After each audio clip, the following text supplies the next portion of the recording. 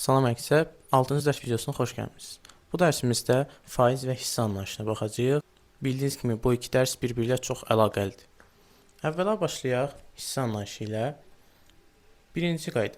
Ədədin hissəsini tapdıqda həmin ədəd bizdən istənilən hissəyə vurulur. Məsələn, bizdən istəyir ki, 50-nin onda bir hissəsini tapaq. Bu zaman 50-ni nə edirik? Həmin istənilən hissəyə vururuq, yəni onda 1-ə. Bu zaman biz ixtisar dərsində də başa salmışdıq. 50 ilə 10 10-a ixtisar gedir. Yəni hər ikisi 10-a bölünür.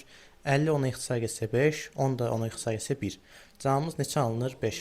Demək ki, 50-nin onda bir hissəsi neçə imiş? 5 imiş. Başqa bir məsələ desək, tutaq ki, 25-in 5də bir hissəsini tapaq. Bu zaman 25 nə edirdik? 5də 1-ə vururduq.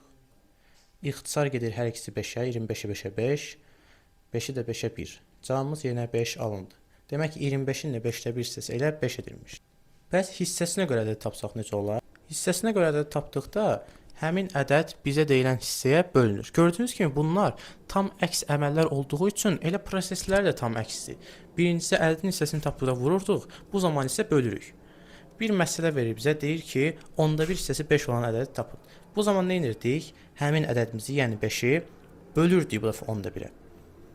Biz kəsr ədədlər üzərində əməllər dərsində keçmişdik ki, hər hansısa bir ədədi kəsrə böldükdə birinci ədəd, yəni 5 olduğu kimi qalır, digər tərsinə çevirib vurulur. Onda 1-in tərsi 10 edir.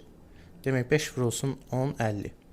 Bunu sınaya da bilərik. Həqiqətən 50-nin onda bir hissəsini tapsaq, yəni onda 1-ə vursaq 5 edər. Demək ki, bizim tapdığımız cavab doğrudur. Nisbəti gördük.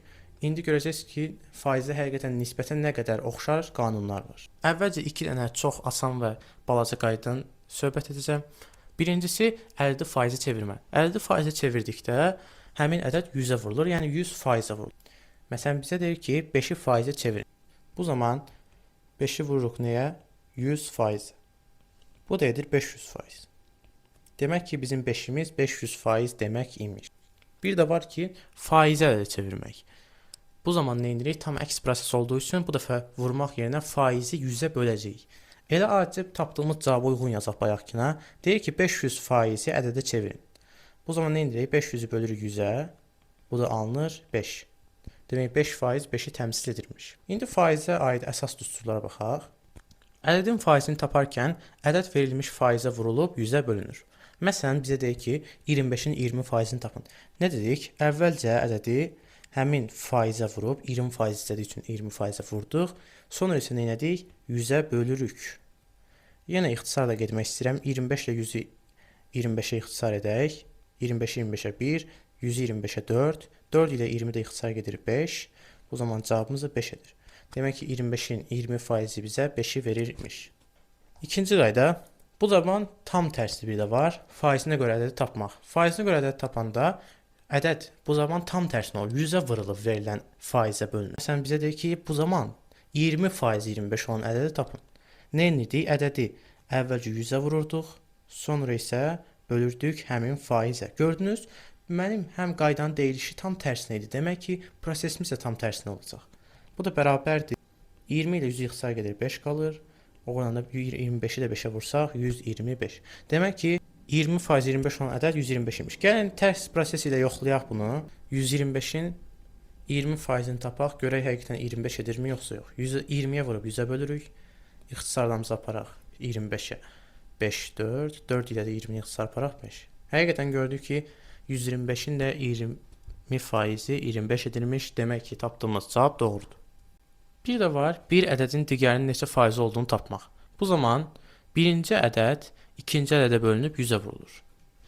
Birinci ədəd və ikinci ədəd nə deməkdir? Məsələn, bizə bir məsələ verir ki, 17 68-in neçə faizidir? Bu zaman dediyimiz ilk rəqəm nədir? 17. Demək ki, 17-ni surətə yazırıq. 68-i də ikinci dediyimiz üçün məxrəcə yazırıq. Vururuq 100%. Bu qədər saat. İxtisarlarımızı aparaq. 68-dən 17-17-yə ixtisar gedər. Burada qalır 1, burada qalır 4. 4 də 100 ilə ixtisar gedər, 25 qalar. Demək neçə faiz imiş? 25 faiz imiş. Bir də ən son bizim çoxca qarşılaşdığımız artma və azalma məsələləri var. Artma məsələlərində başlanğıc ədədin üzərinə həmin ədədin verilmiş faizi gəlir. Azalmada isə təbii ki, tam tərsinə başlanğıc ədəddən həmin ədədin verilmiş faizi çıxılır. Gəlin bir dənə artma məsələsi deyək, bir dənə də azalma məsələsi. Birinci artma məsələsi isə deyək tutaq, malın qiyməti əvvəlcə 50 manat idi, sonradan qiyməti 20% artdı. Malın qiyməti neçə manat oldu? Necə həll edərik? Əvvəlcə nə edirik? Həmişə köhnə qiyməti yazırıq. Birinci neymiş? 50 manat imiş, düzdür? Sonra deyək 20% artdı. Yəqin ki, bu 20%-i elə belə vermir. Bu nəyinsə 20%-dir. Bizə də əlimizdə hansı ədəd var? 50. Demək ki, bu 50-nin 20%-dir. Üstə gəlinsin. 50-nin 20%-ni sapırdıq. 50-ni vurduq 20-yə, bölürdük 100-ə. Sıfırları ixtisar edirəm. Burada neçə alınır? 10 alınır. Demək ki, olur 50 plus 10. O da bərabərdir 60. Demək ki, malın qiyməti 50 manat idi, 20% artdısa bu 60 manat oldu. Bəs azalma məsələsi necə olar? Tutaq ki, bizə deyir ki, paltonun qiyməti əvvəlcə 100 manat idi, 30% endirmə düşübsə, bu palto neçə manat olub? Əvvəlki qiymətini yenə yazırıq, 100 manatı. 30% endirmə giribsə, demək ki, bu 30 manat azalıb da, düzdür? Demək ki, çıxırıq. Çıx. Nəyin 30% qədər? Təbii ki də əvvəlki qiymətin 30% qədər. Yəni 100-ün 30%. 100 vurulsun 30, bölünsün 100. 100-lər ixtisar gedir, qalır 30. 100 çıxılsın 30, bərabərdir 70.